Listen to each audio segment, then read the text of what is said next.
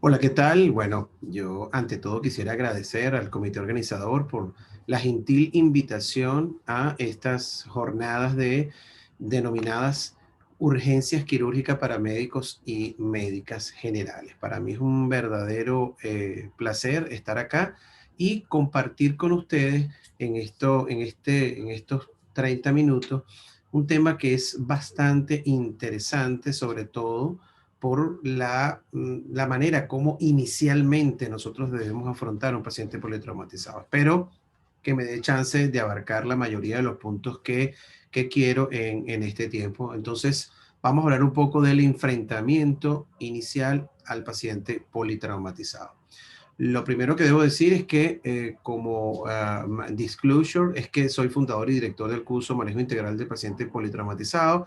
Entonces, muchas de las cosas que vamos a hablar acá, pues obviamente van a ser inherentes o van a ser del curso. Bien, lo primero que debemos conversar y algo muy interesante es que el trauma por sí representa un verdadero problema de salud pública. ¿Qué quiere decir esto? Bueno, que tiene un impacto muy importante desde el punto de vista social, de hecho, tiene un impacto desde el punto de vista biológico, psicológico y social, y que para muchos gobiernos o muchas instituciones, pues representa un serio problema afrontar el gasto que no solamente representa desde el punto de vista económico, sino en vidas, que representa precisamente la atención al paciente politraumatizado.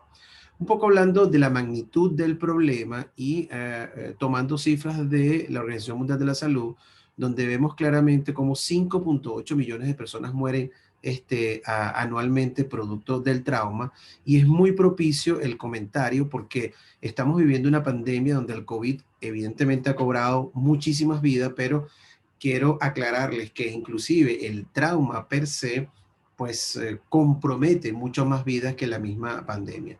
¿Cuál es la diferencia sustancial? En que la pandemia, pues, tiene una posibilidad de expansión un poco mayor, pues, o de diseminación un poco mayor que el trauma, pero sin duda alguna el trauma mata más gente que inclusive el COVID. De hecho, para la Organización Mundial de la Salud, cada 5 segundos alguien muere producto de un evento traumático. Y si cada 5 segundos pasa eso, y yo probablemente me tarde 35 minutos en hablar acá, aproximadamente 720 personas al término de mi conferencia hayan fallecido a nivel mundial producto del trauma. Para que tengan una idea, eso es más o menos un tren en hora peak del metro, pues lleno completamente de gente en todos sus vagones. Ahora, fíjense estos datos interesantes que nos da la Organización Mundial de la Salud y sobre todo la proyección del trauma a nivel mundial. Fíjense cómo el 2030 inclusive va a existir o van a existir más eventos traumáticos relacionados con agresiones físicas, violencia o accidentes de tránsito. Fíjense cómo acá el 80% de los lesionados se encuentran entre 1 y 44 años de edad. Y eso es un dato muy importante porque la persona que sufren trauma son personas en edad económicamente productiva. Por lo tanto, que no solamente representa una baja propia per se por el compromiso de la vida, sino desde el punto de vista económico.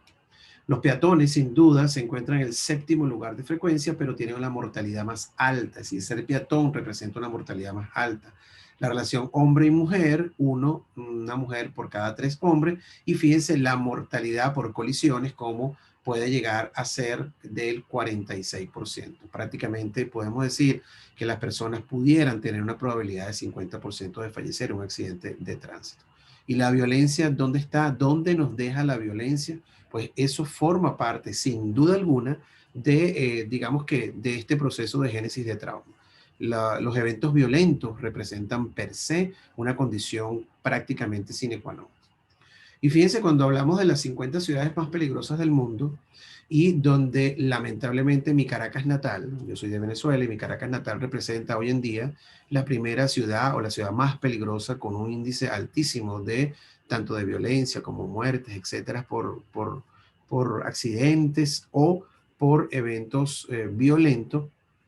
Fíjense cómo de esas 50 ciudades del mundo, 41 están en Latinoamérica. Y aquí vemos un resumen donde Brasil tiene la mayor cantidad, Venezuela 8, México 5, Estados Unidos 5, Colombia 3 y Honduras 3. La pregunta aquí es ¿dónde está Chile? Afortunadamente Chile no está dentro de esas 50 ciudades afectadas por el trauma, pero cuando uno extrapola la proporción de los casos traumáticos, pues básicamente ocurre lo mismo. Y fíjense este detalle que interesante. Cuando analizamos la distribución según mecanismo de trauma y comparamos dos entidades, una como lo es la unidad de politraumatizados del Hospital Domingo Luciani, de donde yo vengo, Caracas, Venezuela, y la unidad del Sotero del Río, unidad de trauma y urgencia del Sotero del Río, fíjense que la equivalencia al mecanismo de trauma es prácticamente la misma. Existe una tercera parte de los pacientes que ingresan por trauma penetrante y el resto, dos terceras partes que ingresan por trauma cerrado. Es decir, que la relación es prácticamente la misma.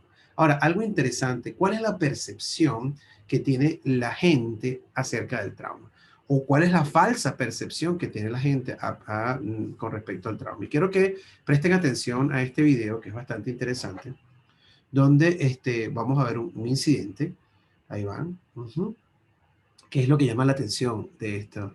La pregunta es, ¿ustedes creen que esto pudo haber sido evitado en cualquier circunstancia? La respuesta es, yo creo que sí. Y nos vamos a dar cuenta de un pequeño detalle que probablemente no se hayan percatado en el video y por eso es que le voy a repetir acá. Fíjense esto, fíjense en el semáforo, ¿ok? Cuando exista la repetición, ya van a ver el semáforo. El semáforo está en verde para el motociclista, en rojo para el vehículo. ¿Qué quiere decir esto? Que evidentemente, esta situación pudo haber sido evitada. Entonces, esa es la percepción que tiene la mayoría de la población, pero la real situación es la siguiente. Primero, no es algo que le pueda suceder a alguien más. Todos nosotros podemos ser víctimas de un incidente traumático. Segundo, es visto como un accidente y resulta que no es un accidente, es un incidente, porque los accidentes son fortuitos, mientras que el trauma puede ser prevenido. ¿Que no sigue un patrón? Pues sí, el trauma sigue un patrón interesante y eso lo vemos porque, por ejemplo, ¿por qué se explicaría entonces que los fines de semana largos, como por ejemplo este 12 de octubre, que es un fin de semana largo donde la gente sale más de las ciudades, bueno, ahora pues con cierta restricción por el COVID, pero ¿por qué entonces en esas circunstancias hay más accidentes y hay más muertes? Pues definitivamente obedece a un patrón. Y es una enfermedad sin duda alguna porque cumple todos los criterios para ser catalogada como una enfermedad. Cumple los eventos preventivos, cómo se lleva a cabo esta situación y de hecho muchos autores la han denominado digamos, la enfermedad del nuevo milenio. Ahora, la pregunta aquí es esta. ¿Es importante entonces estar preparados y capacitados para la atención al paciente politraumatizado? Pues la respuesta es sin duda sí. Y lo primero que debemos tener en cuenta es que lo primero que tenemos que hacer es cambiar la actitud frente al trauma. ¿Y a qué se refiere esto de cambiar la actitud frente al trauma? Bueno, básicamente nosotros en el curso Manejo Integral del Politraumatizado, ¿no?, hablamos de las bases fundamentales de la atención al trauma, donde están control emocional, agilidad en los razonamientos, dirigir la atención al problema real y seguridad en las decisiones. Más o menos hablaremos de cada una de ellas muy someramente. Pues, y es que el control emocional no es más que la habilidad de moderar la propia reacción nuestra ante una situación.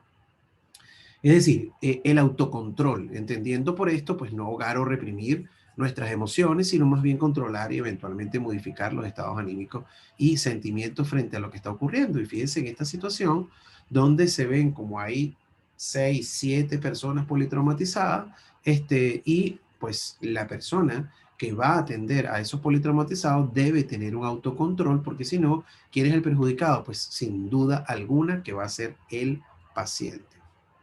Luego está la agilidad de los conocimientos y sin duda alguna que esto básicamente pudiera ser relacionado a el conjunto de conocimientos que nosotros previamente hemos adquirido, es decir, nuestro disco duro, qué es lo que tenemos acá y que debemos tener dispuesto de forma inmediata para la atención de esos pacientes.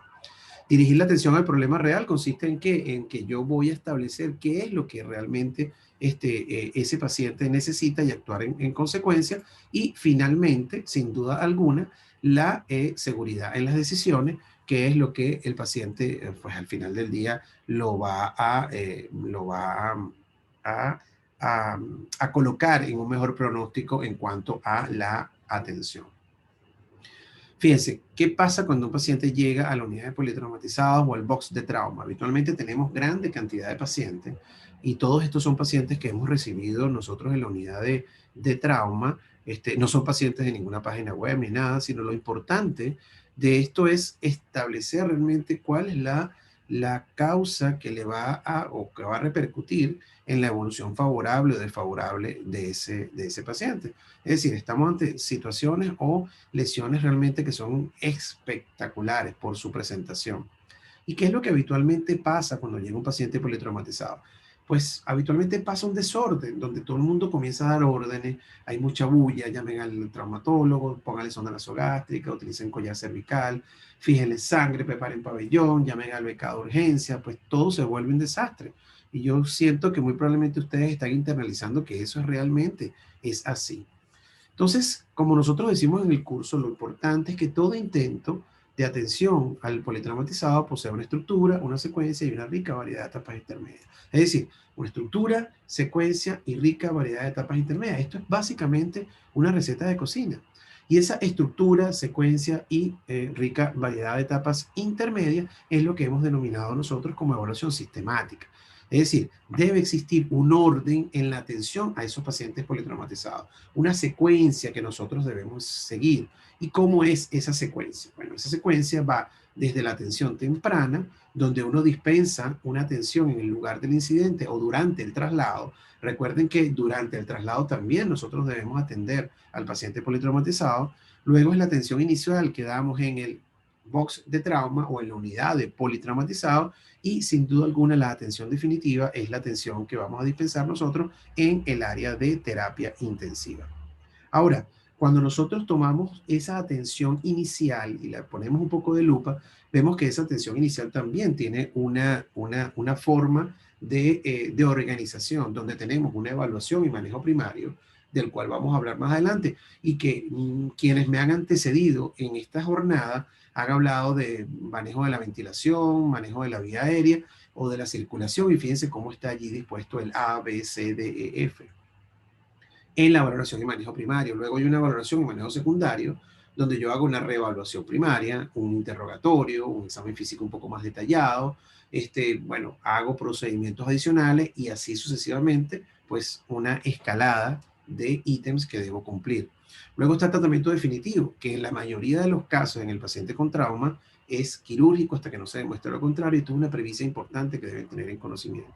O un paciente que pues solamente requiere una observación o requiere una referencia a un centro un poco más especializado. Y finalmente la evaluación terciaria, que es la evaluación que yo hago ya cuando ese paciente está en hospitalización, en la unidad de cuidados intensivos, etcétera, donde requiere una supervisión interesante. Ahora, ¿qué es lo importante de esto? ¿Y qué es lo que hemos aprendido? Hemos aprendido que el paciente que va a fallecer por trauma tiene una distribución distinta o una distribución característica que fue descrita por el doctor Donald Tronky hace ya algunos años. Y es esta que me refiero acá. El 50% según el doctor Donald Tronky son muertes inmediatas. ¿Qué quiere decir esto? Que el paciente que va a fallecer producto del trauma, pues el 50, la mitad de ellos fallecen en el lugar del incidente. En el lugar del incidente. No hay otra cosa que podamos hacer. El 30% de ellos obedecen a muertes tempranas, que son las que nosotros vamos a atender y son las denominadas muertes prevenibles. Y el 20% son muertes tardías en un paciente que, por ejemplo, desarrolle sepsis, desarrolle cualquier falla multiorgánica producto del mismo trauma. Pero enfoquémonos precisamente en lo que he venido conversando, en lo que son las muertes prevenibles. Y es que esas muertes prevenibles en el paciente politraumatizado son 5. Y son obstrucción de vía aérea, neumotoras de atención, hemorragia o taponamiento cardíaco y traumatismo cráneoencefálico. Muy bien. La evaluación inicial del paciente politraumatizado, la evaluación y manejo primario, obedece a lo que muy probablemente ustedes conozcan como el ABC, donde A es vía aérea y control de la columna cervical, B es ventilación, C es circulación y control de la hemorragia, D es evaluación neurológica o estado neurológico de ese paciente, E es la exposición y el control de la hipotermia y obviamente D es algo que nosotros hemos incluido, es el manejo del dolor, que no por ser el último no tiene una importancia trascendental en la atención a este tipo de pacientes. Ahora bien, ese ABCD tiene relación con esas 5 principales causas de muerte del paciente politraumatizado. ¿Cómo es esa relación? Bueno, es que si ustedes recuerdan la lámina que le puse anteriormente, donde están las 5 causas de muerte, yo puedo establecer que cada una de esas 5 causas tiene un ítem en la atención. Es así como obstrucción de la vía aérea pertenece a A, ¿sí? Manejo de vía aérea y columna cervical. Neumotoras atención pertenece a B. Hemorragia y taponamiento cardíaco pertenece a C. Y obviamente traumatismo craneoencefálico obedece a D en la evaluación neurológica. Ahora, si vemos esto y le ponemos un poquitico más de lupa, en ese orden que ya hemos aprendido universalmente, nos damos cuenta que según muchos estudios militares, se dieron cuenta que los pacientes en el ámbito militar morían en la mayoría de los casos por hemorragias que era realmente, como ustedes saben, un problema de C y morían mucho más frecuente de esto que de un problema de B, como era neumotoras o una motora de atención, o un problema de A, como era una obstrucción de la vía aérea. Esto es un detalle muy interesante que inclusive se extrapola a la vida civil. Y aquí vemos una gráfica del registro de trauma del Hospital Sotero del Río, donde vemos que inicialmente, pues la principal causa de muerte de los pacientes es sin duda alguna un traumatismo craneoencefálico, que es lo primero que va a matar a esos pacientes. Y en segunda causa, con prácticamente una tercera parte de los pacientes, pues, que desarrollan un proceso hemorrágico, pues, sin duda alguna, del cual tenemos que estar pendientes. Lo más importante hoy en día de la atención al politraumatizado es tener presente que un paciente puede tener un problema hemorrágico en más del 30%. Es decir, de 3 pacientes que nos lleguen con algún problema con trauma, uno va a tener un problema importante, serio de sangrado y tenemos que estar preparados para la atención del mismo. Así que sin duda alguna que C representa una de las causas importantes que debemos hacer énfasis. Y cuando entonces extrapolamos esa atención de ese ABC, tanto en el ámbito civil como en el ámbito militar, pues existen unas modificaciones que se han hecho hoy en día, una de las cuales la hizo la doctora Paula Ferrada en un trabajo que publicó acerca de circulation first, es decir, darle importancia a la circulación. Entonces, ese esquema se altera un poco, poniendo entonces, o anteponiendo la circulación antes que la A o la B. ¿Por qué? Porque sin duda alguna, por la premisa que dijimos anteriormente, que un paciente va a tener mayor probabilidad de morir de un procedimiento o de una afección hemorrágica. Pero no todo lleva ese orden, porque, por ejemplo, ahí es algo muy importante que la E, es decir, la exposición del paciente, muchas veces debe estar presente antes de yo poder solventar un problema del ABC. Es decir, yo no puedo, por ejemplo, solventar un problema de A en un paciente que venga con un casco si es que yo no he retirado el casco. Y retirar el casco es un procedimiento de exposición. O no puedo atender a un paciente si yo no lo he expuesto de forma adecuada, si no he retirado la vestimenta, etcétera. Por eso es que esto, y como vamos a ver más adelante, esta atención no es tan rígida que sea en ese orden, sino que es básicamente simultánea. ¿Ok? Así pues, tenemos esta otra premisa importante de la atención al paciente con trauma, que es que la atención al politraumatizado requiere decisiones rápidas, bajo presión, ya que la probabilidad de supervivencia puede disminuir abruptamente con cada minuto que pasa en la evolución del trauma. Aquí vemos algo clave, que es decisiones rápidas, bajo presión, donde cada minuto cuenta. ¿Y eso qué significa?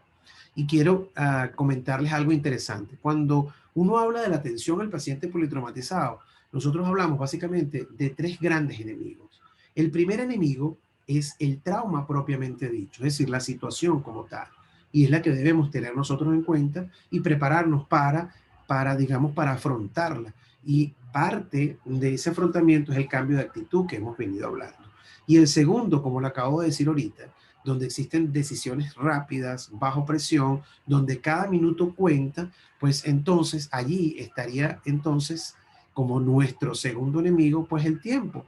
La atención al paciente politraumatizado, sin duda alguna, es una carrera contra el tiempo que debemos, sin duda alguna, flanquear. ¿Ok? Entonces, de 3 ya tenemos 2 enemigos en la atención al paciente politraumatizado. Algo que es muy importante es el mecanismo de trauma. Es decir, cómo nosotros, qué tan importante es establecer el mecanismo de trauma y pues sin duda alguna es muy importante porque es la clave para identificar el 90% de las lesiones y sobre todo lesiones ocultas. Si nosotros pensamos qué fue lo que le ocurrió a ese paciente o nos ponemos en el contexto del evento que ocurrió, pues va a ser más fácil para nosotros identificar cuáles serían las causas que puede tener ese paciente de afectación. Y fíjense este video interesante que les voy a colocar.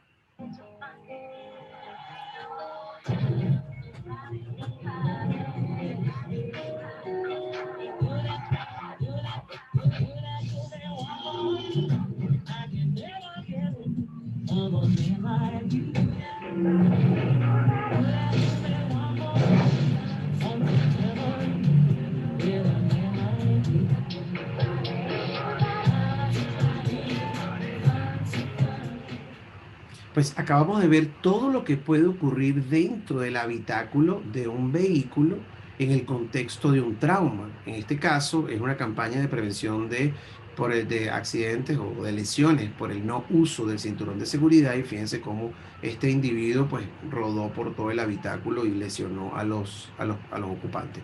Pero si nosotros pensamos cuando, por ejemplo, un paciente llega a la urgencia y decimos, bueno, este paciente se cayó de una altura de 2 pisos, 3, 4 metros, 5 metros, y nosotros de repente miramos hacia arriba y decimos, bueno, el techo tiene 2 metros, sería el doble a lo cual se cayó.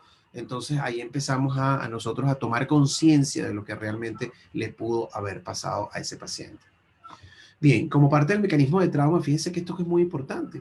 Inclusive la forma como un individuo colisiona o cómo estuvo él relacionado con el evento traumático puede representar alteraciones en cuanto a la mortalidad. Fíjense que un choque frontal o una colisión frontal, en este caso motocicleta con vehículo, puede tener una mortalidad de hasta un 60%. O si comparamos una colisión frontolateral con 25 a 35%, o una colisión afortunadamente con menor mortalidad como una colisión frontal y posterior con 5%. Pero inclusive yo puedo tener entonces prever las lesiones de estos pacientes que, a pesar de que sin duda alguna tiene una mortalidad menor el hecho de que tenga una colisión posterior, pero tiene que hacerme pensar, por ejemplo, que ese paciente pudo haber tenido una lesión cervical, sobre todo cuando es posterior, e inclusive cuando es lateral. Un movimiento brusco de forma lateral puede condicionar una lesión en ese paciente, o este paciente víctima de un volcamiento, que debemos tener siempre presente que un paciente víctima de un volcamiento sin cinturón de seguridad tiene obviamente 3 veces más probabilidades de sufrir un traumatismo craneoencefálico, y recordemos que el traumatismo craneoencefálico es por mucho la causa principal de muerte en estos pacientes. Entonces, muy importante tener en consideración ese detalle. Lo que le decía anteriormente, la secuencia de atención del paciente politraumatizado, más allá de ser de forma vertical, donde yo ejecuto cada uno de esos ítems de atención, es decir, primero hago A, después B, después C, o como lo dije anteriormente, primero hago C, después hago A, después hago B y así sucesivamente. Lo ideal es que exista una atención simultánea, es decir, que yo trate ese paciente o que todo el equipo trate ese paciente de forma simultánea, y es lo que ha determinado una mayor sobrevida. Fijémonos en este video interesante.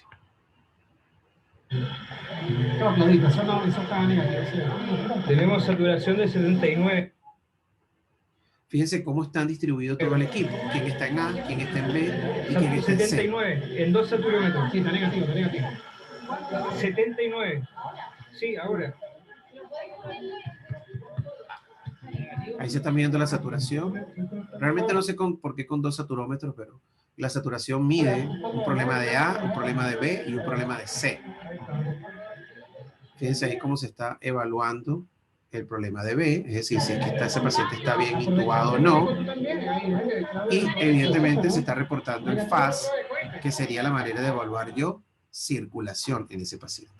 Ahora, el punto importante es el siguiente. ¿Dónde vamos a atender a estos pacientes politraumatizados? ¿En qué parte? Pues resulta que debe existir un área específica donde atendamos a esos pacientes. Un área que muchos han denominado la unidad de politraumatizados o el box de trauma. ¿Y por qué es importante tener un box de trauma? Fíjense lo que pasa en este video. Esto es un área común donde existen pacientes que están con trauma y no trauma. Y en este caso particular vemos cómo existen en este momento dos pacientes, un paciente con trauma y un paciente sin trauma.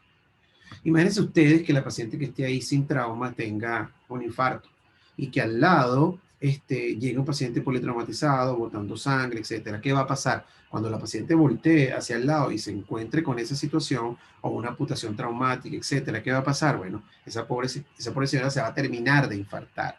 Y fíjense que el ejemplo es crucial. Si yo tengo esto y yo al lado de esa paciente, como lo estaba diciendo, al lado ocurre esto, una toracotomía resucitadora, por ejemplo, imagínense. Entonces no debe estar o no deben de estar las dos personas en el mismo lugar, ¿ok? Entonces eso siempre se debe tomar en consideración.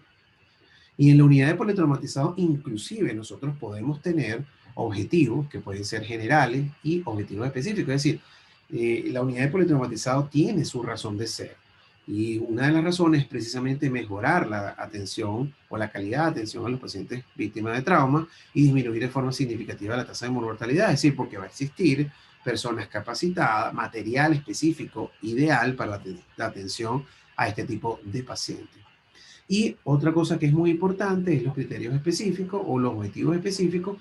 ¿Para qué me sirve? Bueno, me sirve para animación, estabilización, diagnóstico precoz, estancia breve, que muchas veces es dificultosa si el hospital se encuentra pues sobresaturado de pacientes, docencia, que es lo que hacemos nosotros con mucha frecuencia, e investigación. Inclusive para yo entrar a una unidad de politraumatizado, es importante que yo tenga unos criterios. Estos son los criterios extrapolados del ATLS, pero que nosotros hemos modificado y pues existen criterios fisiológicos, anatómicos, relacionados con el accidente, relacionados con incidentes, que me hacen pensar en que ese paciente necesite estar dentro de una unidad de politraumatizado. Otra cosa interesante es que dentro de su hospital usted debe tener, pues, claro, que existe un equipo que va a atender al paciente politraumatizado y que ese equipo tiene una activación en el caso de que no dependa de él específicamente el box de trauma, sino que sea un box general de atención a estos pacientes que llegan severamente lesionados. Entonces existen, y estos son nuestros criterios de activación digamos, del protocolo o del equipo de trauma, y allí están pues cada uno de ellos. ¿Qué es lo más importante? Que cuando se activa el código trauma, y nosotros afortunadamente en el hospital contamos con una aplicación que desarrollamos in-house, desarrollamos nosotros en el mismo hospital, y que lo tenemos como una activación del equipo de trauma y que además esa activación puede llevar a generar una activación secundaria donde nosotros podemos, por ejemplo, avisar o alertar al banco de sangre en el caso que ese paciente requiera de protocolo de transfusión masiva para que inmediatamente lleguen a la unidad de trauma, pues 2 unidades. Requiere la activación, si es que requiere la activación del tomógrafo para la realización de una tomografía de urgencia en el paciente, y nosotros además tenemos el protocolo de tomografía en el paciente, tenemos el protocolo de tomografía en el paciente eh, con estado de shock y finalmente la activación, sin duda alguna, de lo que sería el quirófano. ¿Ok? Bien. Ahora bien, ¿qué es otra cosa importante que debe tomarse en consideración en este tipo de pacientes? Y es definitivamente el registro de los pacientes. Y es que nosotros inclusive se tiene que llevar un registro desde lo que sería un registro prehospitalario hasta el registro hospitalario. ¿Por qué es importante un registro? Bueno, porque esto nos va a dar a nosotros la oportunidad de saber qué paciente estamos recibiendo, cuál es la atención que debemos dispensar, en qué debemos prepararnos a la hora de afrontar la llegada de un tipo de pacientes como estos. Y fíjense cómo esa ficha de ingreso, que luego esa ficha de ingreso se pasa a un sistema por parte de una enfermera especializada que tenemos nosotros en la unidad para registro, donde esa ficha consta de 3 partes: de datos generales, de evaluación primaria y de evaluación secundaria. Sin duda alguna, un aspecto que es importante tomar en consideración. ¿En qué momento se debe hacer el registro? Bueno, en el momento que se pueda. Pero fíjense, un ejemplo, cómo se ve acá, que luego que el paciente ha salido de la emergencia inicial, ya tiene la vía aérea garantizada, la ventilación garantizada y la circulación garantizada, pues parte del equipo puede tomar nota de lo que está ocurriendo o de lo que ocurrió con ese paciente. ¿Okay? Así que, sin duda alguna, el registro debe también formar parte de la atención simultánea a ese tipo de pacientes. Y ya casi para finalizar, hablemos un poco de la organización del equipo de trauma. Pues el equipo debe organizarse como tal y tener en cuenta estos ítems que son importantes. Planear las estrategias, es decir, como dicen los americanos, todos en la misma página. Asignación de roles y responsabilidades, manejo de contingencia, evaluación de planes, monitoreo constante del paciente y del equipo, administración de la carga de trabajo y liderazgo. Estas son algunas de las condiciones que deben estar presentes en la organización del equipo de trabajo, pero lo más importante, sin duda alguna, es la comunicación efectiva. Debe existir una comunicación efectiva entre todo el equipo, ¿ok? Y esa comunicación efectiva de todo el equipo parte inicialmente porque, pues, hablemos el mismo idioma. Y hablemos el mismo idioma desde la atención prehospitalaria hasta la atención hospitalaria. Es decir, todos debemos estar en la misma página, ¿ok? Y obtener la información que consideremos importante. Ahora, para esa organización del equipo de trauma, sin duda alguna, debe existir líderes y miembros del equipo, ¿ok? Donde el líder tiene sus funciones específicas y donde el miembro también va a tener funciones específicas de acuerdo a lo que va a ejecutar. Inclusive, cada uno de los miembros, según lo que vaya a ejecutar, debe estar, digamos que, ubicado espacialmente alrededor del paciente de acuerdo a lo que vaya a realizar. Y fíjense cómo, interesantemente, en esta disposición donde tenemos 1, 2, 3, 4, 5 personas, el que está en la cabecera del paciente va a ser la vía aérea, es decir, va a ser A. El que está del lado derecho habitualmente va a ser B, C, D y E. El que está del lado izquierdo, que pudiera ser un enfermero u otro cirujano u otro urgenciólogo, etcétera, médico que va a atender al paciente, puede ser también B, C, E y F, el líder que habitualmente está afuera y la otra persona que va a estar básicamente a los pies del paciente. Si nosotros reducimos el número de personas, de la misma manera, pues nos podemos dar cuenta que cada uno va a ejecutar de forma ordenada la atención a ese paciente, y aún si tenemos solo 3, pues cada uno de ellos va a ejecutar. El uno que va a hacer básicamente la atención de la vía aérea, pues debe rotarse en la medida que sea necesario para el resto del equipo. Y aquí quisiera, ya casi para finalizar, enseñarles este video de lo que sería además de la protección universal que debe estar presente ante la atención del paciente politraumatizado, y obedece, digamos, a el primer paso que debemos nosotros dar ante la atención. Es decir, nosotros debemos protegernos nosotros mismos antes de atender a ese paciente. Pero fíjense cómo se está organizando el equipo de trauma y sobre todo el anillo de atención. Aquí estamos preparándonos para el recibir un paciente con trauma, que ya hemos recibido nosotros la alerta de que evidentemente va a llegar. Y fíjense los detalles interesantes: ya todo el equipo está organizado, el eco está encendido, los urgenciólogos están preparados, la puerta está abierta y todo el equipo de resto está preparado para la atención de ese paciente. Fíjense, una vez que el paciente llega, pues el equipo pues, se acerca, el equipo inicial de trauma. El urgenciólogo, fíjense cómo cada quien se va a ubicar en su espacio, aquello que hablábamos del A, B, C, D, E. Fíjense cómo cada miembro del equipo está distribuido de una manera especial. Y aquí vemos algo interesante: vemos el primer anillo de atención, donde vemos, como vimos anteriormente, cada uno de los intervinientes. Fíjense, el que está en A, esta que está en B, que empieza a exponer al paciente, y el resto, o el segundo anillo de atención, que es el que va a estar, pues, digamos, hasta cierto punto apoyando al equipo que va a atender inmediatamente al paciente. Como hemos visto, la atención inicial, o ese aspecto que me pidieron que hablara de la atención inicial del paciente politraumatizado, obedece a un orden bien establecido, donde tenemos que pues desarrollarlo como una receta de cocina, el A, B, C, D, E, con ciertas variaciones de acuerdo al paciente, pero en orden, todo, absolutamente todo debe estar en orden. Inclusive los materiales que vamos a utilizar para solventar cada una de las atenciones, de los ítems de atención, es decir, para solventar A, para solventar B, para solventar C, también deben de estar dispuestos en la unidad. Es decir, para yo poder garantizar una vía aérea de un paciente, yo debo tener pues los tubos de todos los tipos, la cánula, puedo tener succión, puedo tener laringoscopio que tenga batería, porque ¿saben cuándo es malo darse cuenta que un laringoscopio no tiene batería? Pues en ese preciso momento es malo y ustedes saben cuál es. Entonces, finalizar diciéndole que habíamos hablado de que habían 3 enemigos en la atención al paciente politraumatizado. Recuerdan, el primer enemigo era el trauma propiamente dicho, el segundo enemigo era el tiempo. ¿Y cuál creen ustedes que sería el tercer enemigo? Pues el tercer enemigo, sin duda alguna, somos nosotros mismos. Y nosotros mismos porque no tenemos una actitud adecuada ante la atención del paciente politraumatizado, o peor aún, pues no estamos ni preparados ni tenemos los recursos. Así que esto, sin duda alguna, es una invitación a que ustedes pues se preparen y pues estén hasta cierto punto bien capacitados en la atención a este tipo de pacientes. En resumen, para finalizar, de lo que hemos hablado, es uno, la importancia del trauma como un problema de salud pública que debe ser afrontado de esa manera, que existe una atención sistemática, arreglada, donde existe una valoración primaria, ¿ok?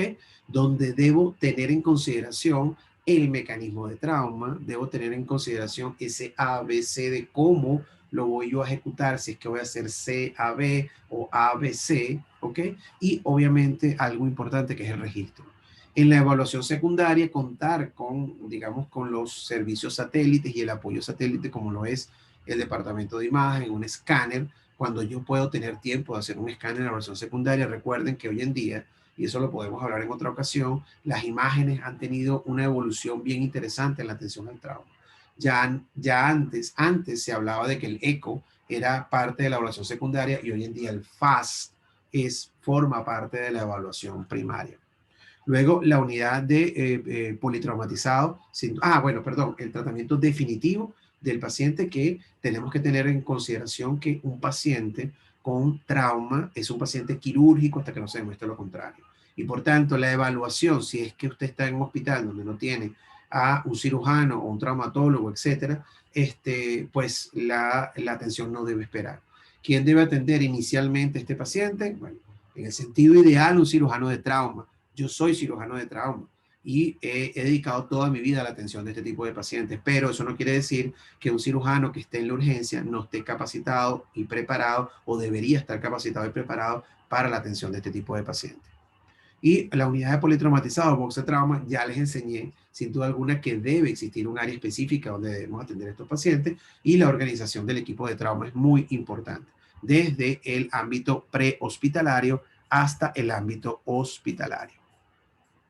Pues sin duda alguna, y como dice este pues esta mente brillante del siglo XX, Albert Einstein, que decía: la locura es hacer lo mismo una y otra vez y esperar resultados diferentes. Entonces, el llamado es a cambiar.